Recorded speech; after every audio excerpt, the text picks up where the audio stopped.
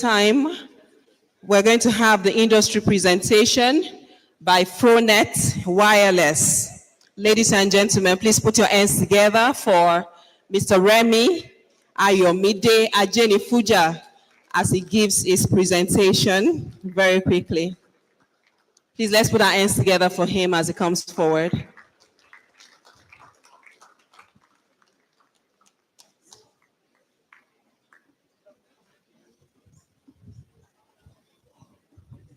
Good afternoon, everyone.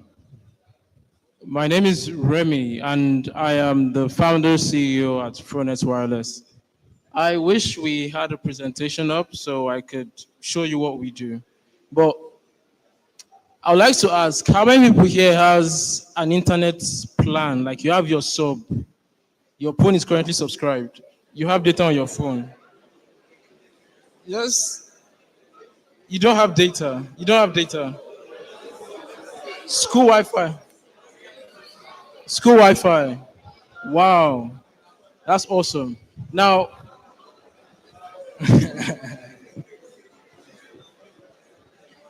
so do you know that you guys are some of the luckiest students in Nigeria currently?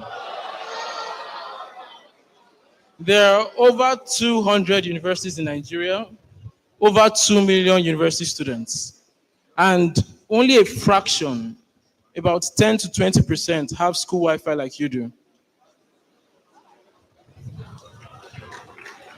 And most of them, they spend most of their allowance on internet subscription.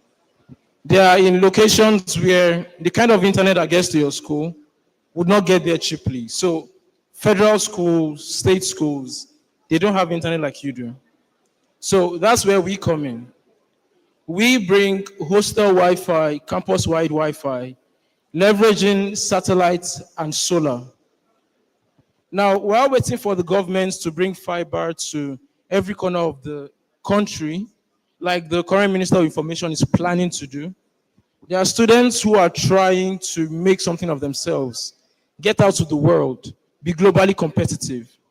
But without good internet, they can't do it.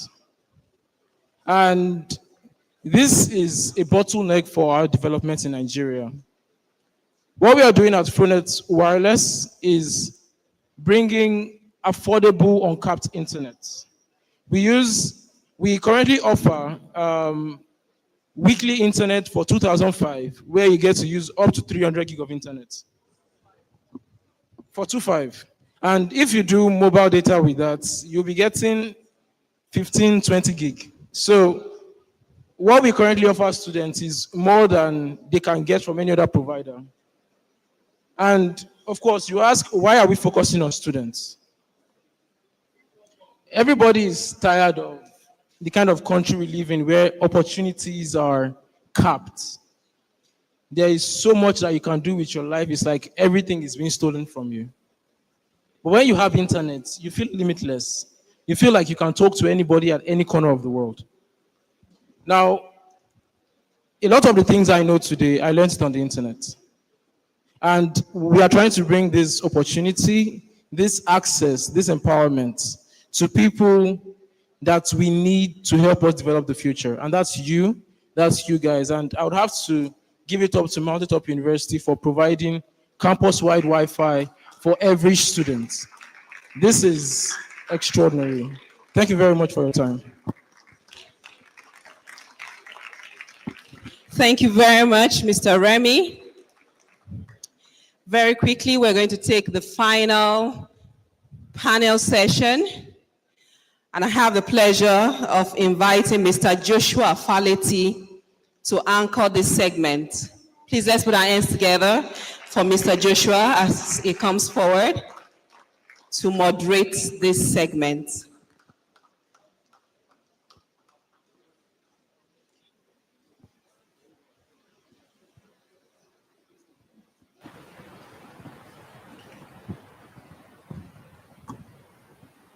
Hello everyone, good afternoon. All protocols duly observed.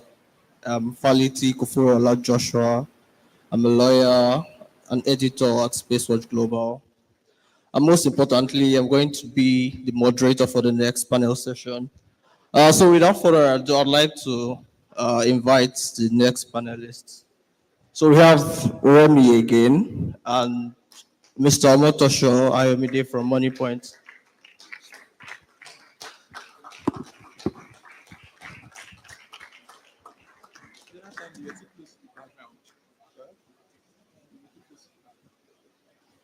Let them move to the front.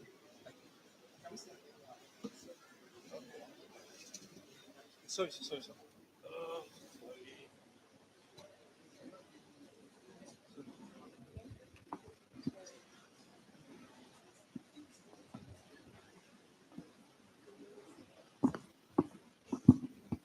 So this panel session is on industry leaders, young professionals, and students. So I think a lot of us are going to find some of this. So we're going to find this interaction relatable. Without further ado, my first question goes to Mr. Emide on the collaboration and ecosystem development. So firstly, how can startups, established companies, government agencies, and academic institutions, how can they collaborate to build a sustainable space tech ecosystem? Yeah, thank you for the question. Good afternoon, everyone. My name is Ayomide from Money Point. I'm a senior data engineer at Money Point, and I lead inward payments, POS transfers, and wallets, right? To answer the question, right, concerning the collaborations between startups and government, right, I need to first buttress a particular point. I don't know if anyone here has an idea what a startup is. I want this to be as interactive as possible so that we can carry each other along. Does anyone know what a startup is?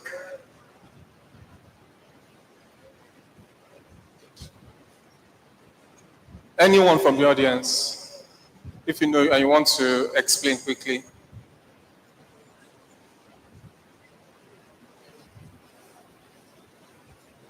Okay. So since no one is trying to volunteer, I'll just answer. So startups are small companies or SMEs, right? That an individual came up with an idea and is trying to push the idea into the world, right? So we are now trying to relate this particular topic into the space industries and to answer the question that it asked, right? So we have so many programs, right, that help startups and small businesses to, showcase their idea and their products to the world, right? Some of these programs are, I don't know if you've heard of Nitcom SAT. It's an accelerator program that different startups can go to present their ideas, and if those ideas are valid, they are products that people can readily accept, right? They sponsor those projects, right? So how can startups and businesses industries, Nigerian industries collate, right? It's basically through some of these programs, accelerator programs and events, right? They come together, share ideas, and they sponsor each other. Thank you very much. Thank you very much, Mr. Emide. So flowing from your answer, what kind of support systems do you think young professionals and students like here present today, what kind of support systems do you think they need to succeed in the space tech ecosystem? Okay, thank you very much. Okay, so I'll give a brief history, right? When I was in school, right, as a student like everybody here, I was always very interested in so many projects, so many competitions that are going around, right? I I went for Digital Nigeria Day. Even when I was in secondary school, I went for Olympiad. I always try as much as possible to compete on a global scale. Does that mean if you are not going to this competition, you are not relevant? No, I'm not trying to buttress that point. So I have always been interested in all these events, right? And what is the purpose of some of these events? It is to meet professionals that are already in the field, to understand their point of view, how they see the business of things, right? So one way we can position ourselves as young professionals is to attend events like this symposium, for example, We had people from NASDAQ come to talk about some of the things that they are doing. So one way we can position ourselves is meeting people, coming to an event like this, setting up mentorship, having people guide you, and also competing on global scales. We have NASA Space App. I don't know if anyone has heard of NASA Space App competitions. All these competitions, they are competitions that are available to all youth, all young professionals out there, just to bring up their idea and share it. I mean, we've had issues of Nigerians that make it all the way to the top in some of these competitions. We have ITAs, we have geospatial challenge that people can actually participate in. And through those challenges, you get to meet other professionals outside. You get to leverage all the opportunities that are available, and you get to make the best of those opportunities. Thank you very much. Thank you very much, Mr. Ayomide. So now we are going to the relationship between AI and space.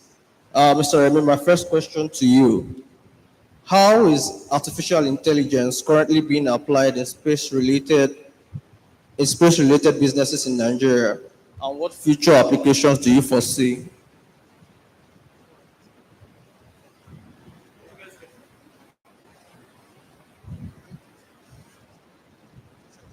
Hello? Okay.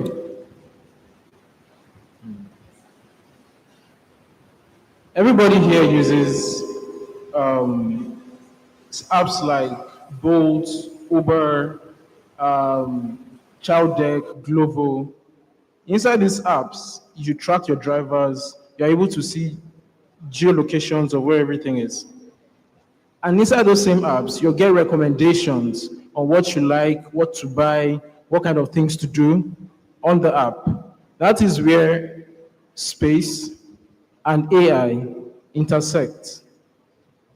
GPS is a brilliant technology, but it gets so much data that for you to be able to find Earth using human eyes is almost impossible. So take calculations that are millions per second to find things on the Earth using GPS requires machine learning and artificial intelligence that does the computer vision or whatever that's required to know and identify these things. Should I also use things like Duolingo, where AI is used to for notifications, to be able to watch you using the app, to be able to understand how to help you improve your use of app. So basically, AI and space applications, you would not notice it in your life, but it's in every single thing you do. Even things that are so latent like internet, there are satellite backhauls behind the internet that you use that you don't even know. So I can't say there's one way, but I can say that AI and space is going to affect your life. It affects your life today and it's going to affect your life in so many ways. Thanks.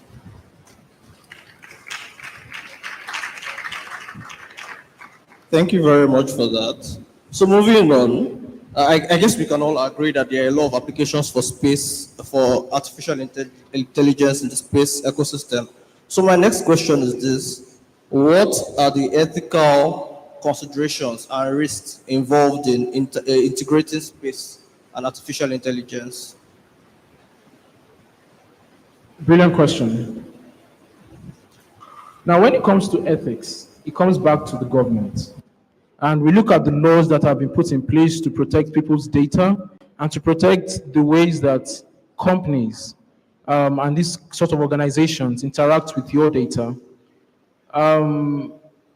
There's something called the Global Data Regulation Policy, GDPR, and Nigeria has its own version, the NDPR, National or Nigerian Data Protection Policy, Data Regulation Policy. Now, these are the kind of regulations that come into place when we use data.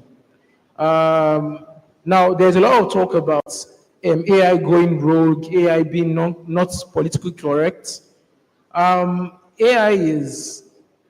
are related to water.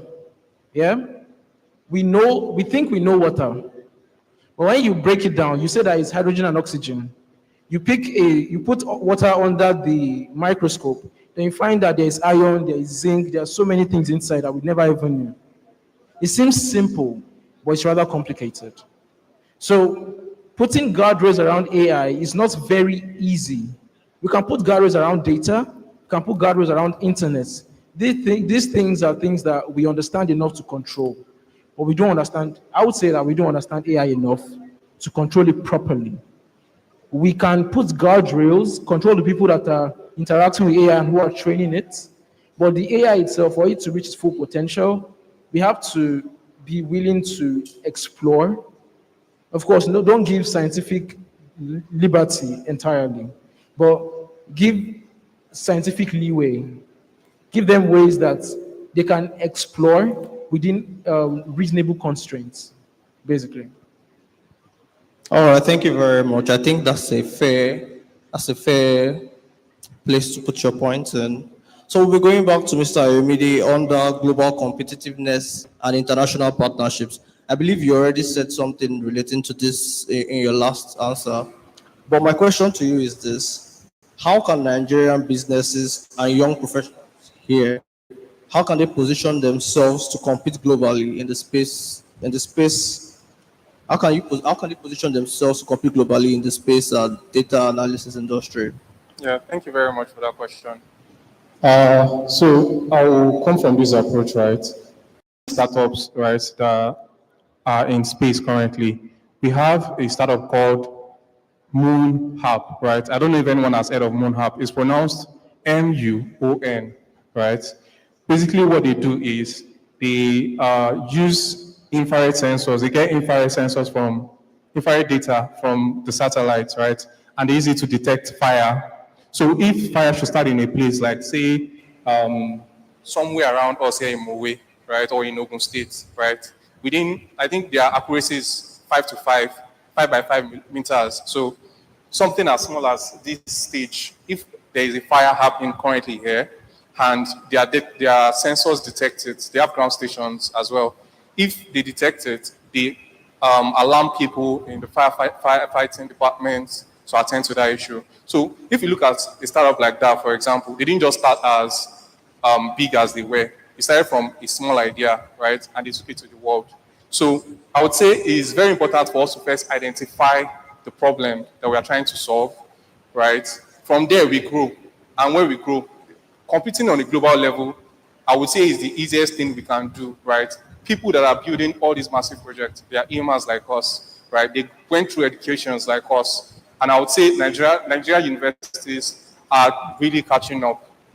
Contrary to, I've had to work with a lot of people from India, from China, from different countries. And I can say that even though we all say education is scam, I have heard that a lot. Even me myself, growing up, I said education is scam. But after meeting all these people, I realized, some of this knowledge are actually very important. So for us as young entrepreneurs to compete on a global level, we need to first, see how it's being done, right? Come up with our own ideas.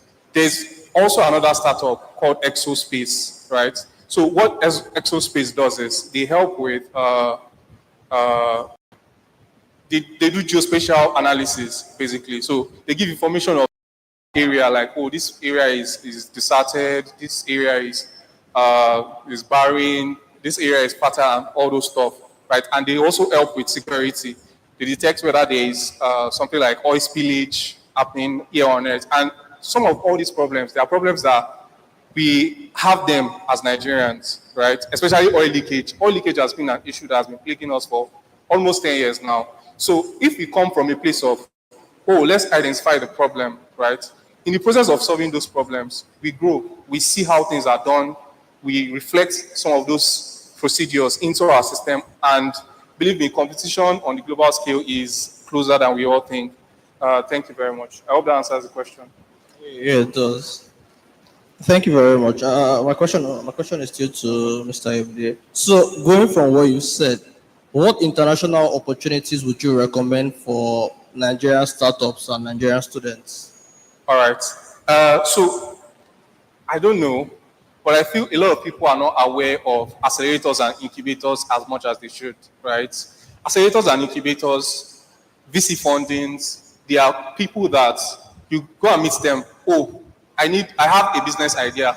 I have so amount of traction. I've seen a lot of people that are interested in the ideas. I've been able to maybe cope some users, right? And I need funding. We even have people that you just need to go and meet them, incubators generally. You need to go and meet them with the idea.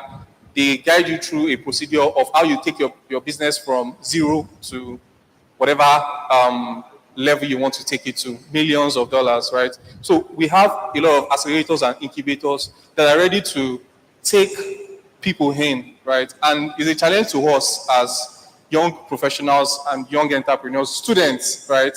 There's no limits to who can approach some of these people.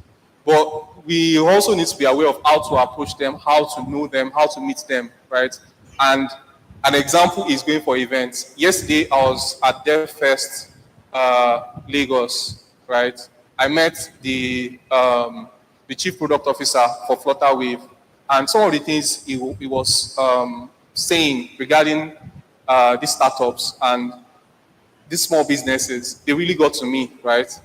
So gaining that connection and learning a few things from him made me reflect on some of the ideas that I've had previously, right? So it's not even just about meeting those people. It's about constantly following them, following some of the little things they say, and implementing it in our products. I hope we understand. Thank you. Thank you very much, Mr. Emidi. So yeah, I guess we understand that it's more than just putting yourself out there. It's more than just looking for the opportunities and keying yourself into the opportunities.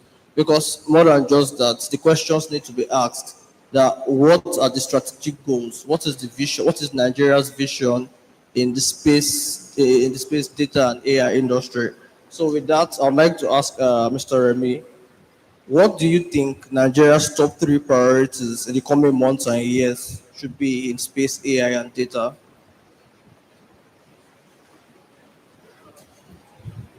Hello? The space industry has changed a lot in the last 20 years. 20 years before, the only people who successfully were in space were governments, or successfully went to space were governments. The best private companies ever did was spend their money, build a satellite, and put the satellite in space. Get the government to help you put it there. Or the people that are putting their satellites in space and the government putting satellites in space have a ground station with some mass that can talk to those satellites and they'll pay you monthly for it. Now, Nigecomsat has done that. Nigecomsat has satellites in space for internet, for broadcasting, for geosensing. They have masts to help the government talk to this satellite and to help other governments do it. But like I said, the space industry changed in the last 20 years. And I think a space program today would be incomplete if we don't mention the name Elon Musk. He was the one that told us that for something to happen in space, you cannot wait for the government. You have to be audacious. You have to dream and find the way to get that dream to happen. Now, we don't hold the delusions that these things are not impossible to achieve, that you might do it and you will fail. They failed 3 times, they ran out of money. But today, or should I say last week, their quote-unquote copycat also launched an orbital class rocket. Now we have 2 people that are not governments that can take tons of weight to geostationary orbit. That means, okay, that in the next 5 years, there's a company called StarCloud. They were in Y Combinator and they raised some funds. They built a data center. They housed some NVIDIA chips in a satellite and they launched it sometime earlier this month or last month. We have a data center in space. And now all the big boys are saying that, wait, unlimited land, no need for cooling, unlimited solar. Why don't you move everything to space? But then let's come back locally. A company like Fronet, we began working in a time when SpaceX already launched a few hundred satellites into orbit. Today they have over 7,000. It's possible to pull high-speed internet that you could only get with fiber to any location on Earth instantly. Even a moving location, even a moving target like a plane. For a satellite moving at 1,000 kilometers per hour, that's a second. That's a blimp. So satellite internet is going to get everywhere. That's the beginning. Then solar. We like to think of solar as separate from space, from the space industry. But what was the first application of solar, if not satellites? The International Space Station is powered entirely by solar. We found a way to get free, cheap energy.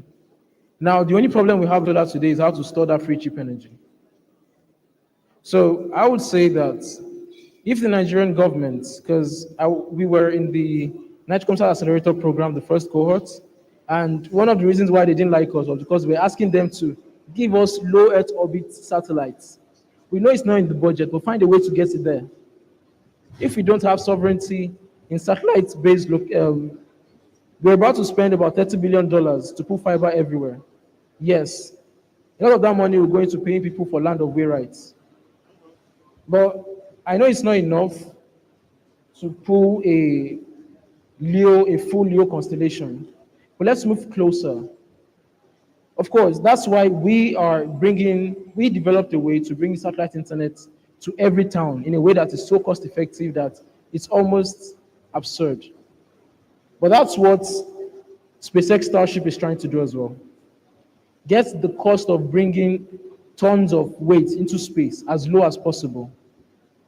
And we should position ourselves. If you have an idea to build a satellite, if you have an idea to leverage someone's satellite, well, rockets might be expensive, but satellites are very plausible. Students at Federal University of Technology, Akure, they built a suborbital satellite. You can do it too. The space industry is global.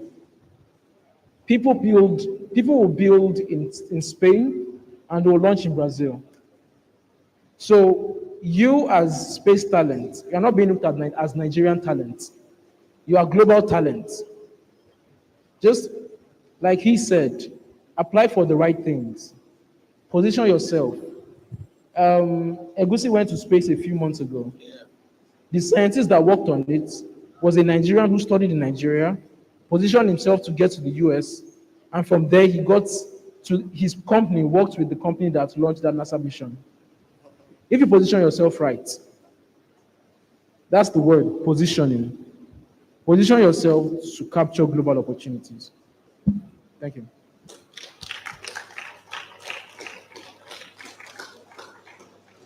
Thank you very much for your inspiring answer. You already mentioned that we can't wait for the government, so that much is granted. So how do you think leaders, students, and young professionals, how do you think they can, what they assist Nigeria in reaching these goals that you've mentioned?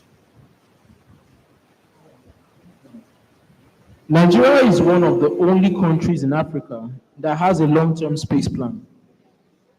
We are currently 25 years into our 30-year space plan, and we've only achieved about year 20's milestones, so we are about 5 years behind. Now, if you look at the milestones that are on that plan, you'll be surprised where Nigeria is already. We've done a lot. Now, the next steps. The first Nigerian went to space this year, but me, I'm not happy about it because we went as tourists. Then our food went. Is it just our food and our tourism and our money that will go? Our brain should go too. Very soon, Afrobeat will go to space. Afrobeat to go to space.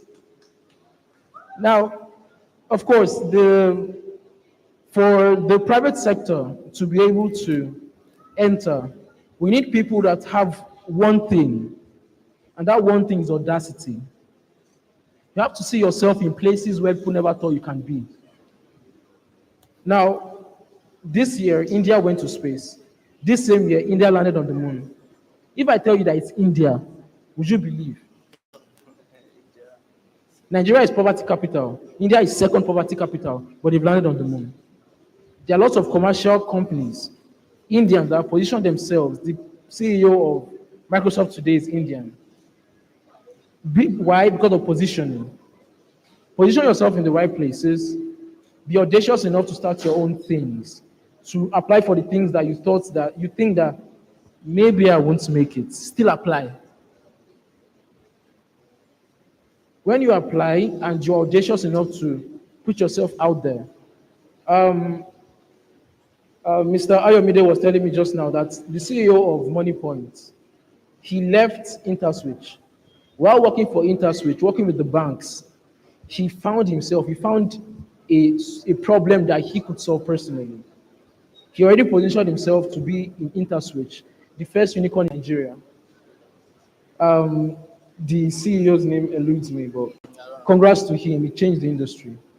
From being in that space, he worked with the right people and saw the right opportunities. Then he positioned himself again, repositioned to capture the opportunity, raised funds, talked to people in the market, did the work that was required, and he was able to build a product that millions of people use every day. We also are trying to get there where anywhere you go in Nigeria, that the word mobile data exists because there's Wi-Fi anywhere that you can go. Now, I'm not saying that it's going to be easy. Now, let me say it again. It is not going to be easy. To be some of the hardest things you've ever done in your life. But it's going to be some of the most fulfilling things you'll ever do. I guess I'll leave it there. Thank you very much for your answer. Rounding up, and I think you already touched on it, we can agree that there is a lot of expectations on Nigerian students and startups, towards guiding Nigeria to the future we want, especially in the space, AI, and data industry. So I would like to know, what advice do you have, or what advice would you give to the young professionals, the industry leaders, and to the students towards accepting this huge responsibility that has been placed on them? Yeah, no problem. That's a very solid question, right? When he was speaking, he made emphasis on position yourself, right? And I'm saying this thing to every student, leaders, even young professionals that are here today. It's important for you to know what needs to be done before you can do it, right? And to know what needs to be done, you need to be in a place, you need to plant yourself in a place where those informations are available, right? So you need to position yourself as much as possible. When I was in school, I was part of Space Club OAU. I'm very sure the logo is on this banner. I've not looked, but I'm sure it's there because this is a space event, right? So I've always had interest in space. And when I entered OAU in part one, the first thing I did was just look around. What are the things that interest me that I can find, right? I made sure to, check all those things, and I planted myself in Space Club OAU, which is a decision I don't regret today. So I would encourage us, right, as students, right, don't let your passion be within. Try and pursue them. If it's within, you have no right to call it a passion, right? Pursue them. Meet with people that share the same vision, right? I mean, there's no big product or great product today that did not start from a collaboration. People met people of like minds, people of the same minds, right? That share the same vision, and they decided to come together to build that product. So try as much as possible to position yourself, meet people in the same field, follow a mentor. I think in the last panel session, he said, someone without a mentor will just roam the earth till its end, right? So find a mentor, someone that has been in that field, that has past experience. Submit yourself to leadership. Let the person teach, let the person educate, let the person correct, right? And to be very honest, that's all it takes to be whatever and wherever you want to be, right? So it's just an encouragement, and I hope you take it to heart. Thank you very much.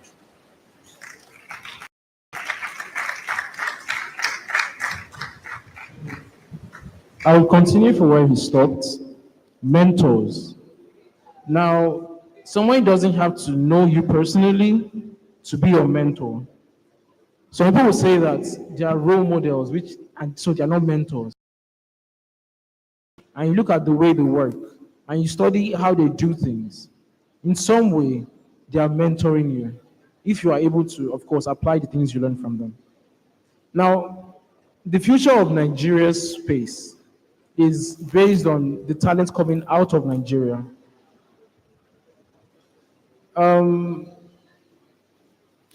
So, SpaceX is over 20 years old currently, and we now have new people who are launching vehicles. We're talking about Rocket Lab. Rocket Lab, the founder came out of SpaceX. Star Cloud, some of the founders also came out of SpaceX.